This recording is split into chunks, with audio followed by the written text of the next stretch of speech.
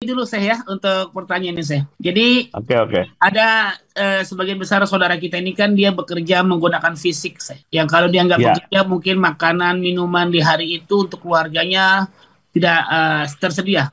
Sementara pendapatan dia itu harian nih saya. Jadi kalau dia nggak bekerja dia nggak mendapatkan apa namanya ya. penghasilan yang pada hari itu mungkin anak istrinya nggak makan. Ada fikih yang mengatur ini saya supaya nanti pada saatnya ada saudara-saudara kita yang mungkin dia beralibi beralasan saya kalau nggak kerja saya nggak kasih makan anak istri saya ini lebih wajib dari pasar.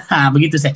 Jadi gini, dalam fikih kita ada sebetulnya pekerjaan-pekerjaan yang dengan pekerjaan itu boleh berbuka.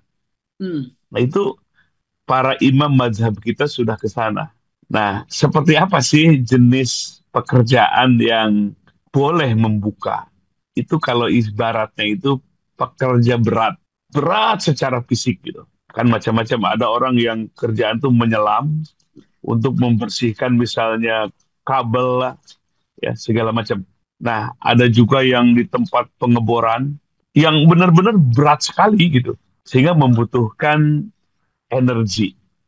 Nah, para ulama kita itu kalau ada jenis pekerjaan yang sangat berat seperti itu, maka boleh berbuka dan mengkodoknya, menggantinya di lain hari ketika tidak bekerja seperti itu. Tapi kalau pekerjaan-pekerjaannya yang ya bisa lah berpuasa gitu, ya mungkin kalau di Indah Kargo Hmm. ya masih bisa berpuasa gitu kan, mengantar misalnya apa barang-barang, ya masih apa ini masih dalam usaha yang memang tidak apa boleh berbuka gitu.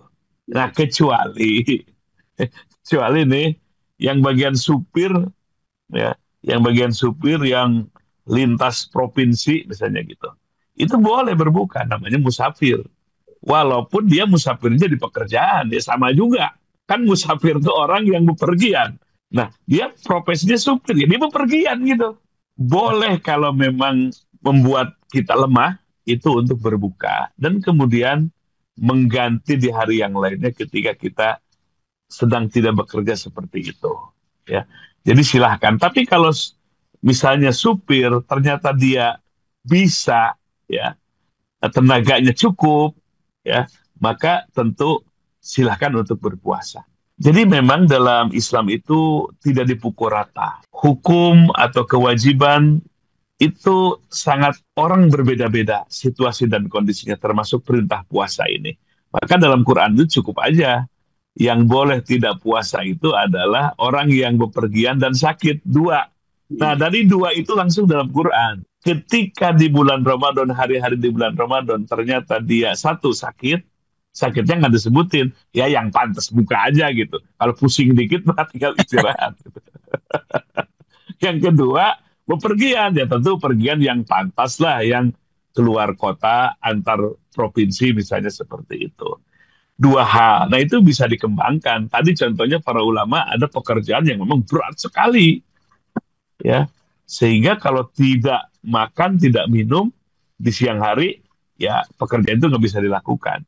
Nah, agama nggak nyusahin, boleh buka. Nanti tinggal ganti saja di luar bulan Ramadan. Jadi indah dah kita buat syariat Islam itu tidak nyusahin gitu. Hanya melatih aja. Ya jangan dianggap membebani, membebani. Jangan gitu cara pandangnya. Mindsetnya melihat syariat Islam itu jangan seperti itu. Kasih sayang Allah. Puasa itu apa? Ya kita supaya berlatih, supaya kita jujur. Di siang hari kita nggak makan minum bukan karena nggak ada makanan dan minuman. Buka kulkas minuman banyak. Iya. Tapi kita bisa menahan sampai matahari terbenam. Itu kan melatih kejujuran. Di hari itu orang nggak ada yang lihat. Kita di kantor mungkin sendirian. Bisa aja tinggal buka kulkas kita minum. Bisa. Tapi kita merasa Allah melihat.